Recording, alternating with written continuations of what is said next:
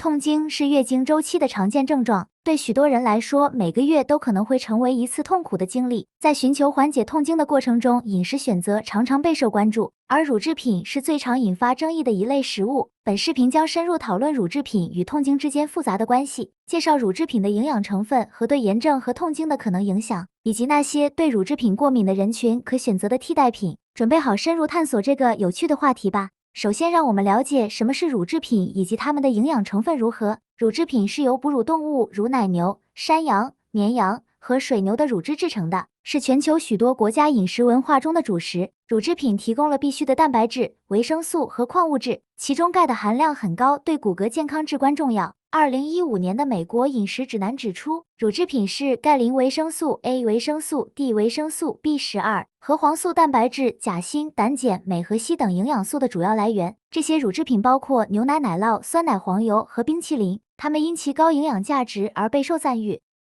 牛奶，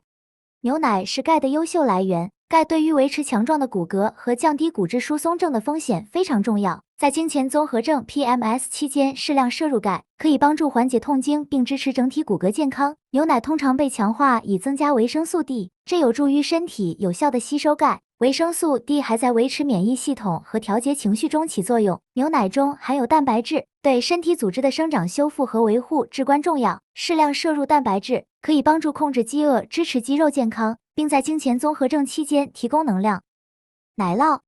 和牛奶一样，奶酪也是钙的好来源。钙不仅有助于骨骼健康，还能帮助缓解痛经。奶酪中含有蛋白质，对各种身体功能至关重要，包括肌肉修复和激素产生等。奶酪是饱和脂肪的重要来源，虽然少量脂肪可以是均衡饮食的一部分，但建议选择低脂或减脂选项，以限制饱和脂肪的摄入。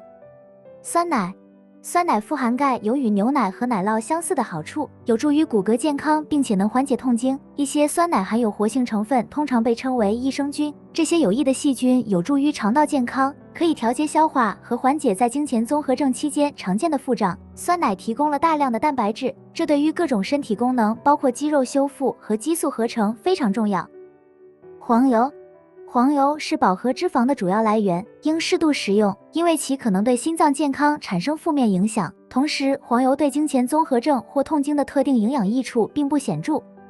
冰淇淋，冰淇淋可能含有钙，但含量可能因品牌和使用的成分而不同。冰淇淋是碳水化合物和脂肪的来源，可以提供快速的能量来源，并有助于改善心情。然而，由于冰淇淋的糖分和热量含量都较高，必须适度食用。另一方面，乳制品也包含一些可能在某些人中引发不良反应的营养成分，例如乳糖是乳制品中的一种糖，可能在乳糖不耐受的人群中引起消化问题。此外，乳制品的饱和脂肪含量会因不同的乳制品而异，这可能会增加炎症水平。炎症是免疫系统对保护身体免受有害物质影响的自然反应，当炎症变成慢性疾病时，可能会导致各种健康问题。一些研究表明，由于饱和脂肪和某些可能引发免疫反应的蛋白质，乳制品可能会促进炎症。然而，这一领域的研究仍在进行中，还有一些研究表明，乳制品在一些人群中甚至可能具有抗炎特性。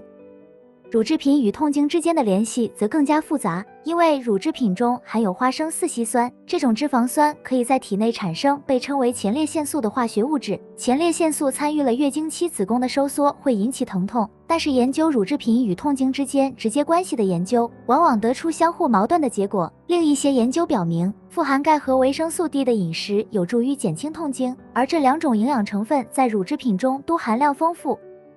对于那些乳糖不耐受或无法食用乳制品的人，有各种乳制品的替代品可供选择，比如杏仁奶、豆奶和其他植物基的产品，都可以提供必需的钙和维生素 D。这些乳制品替代品通常也含有较低水平的炎症物质，对经历痛经的人来说也是一种有益的选择。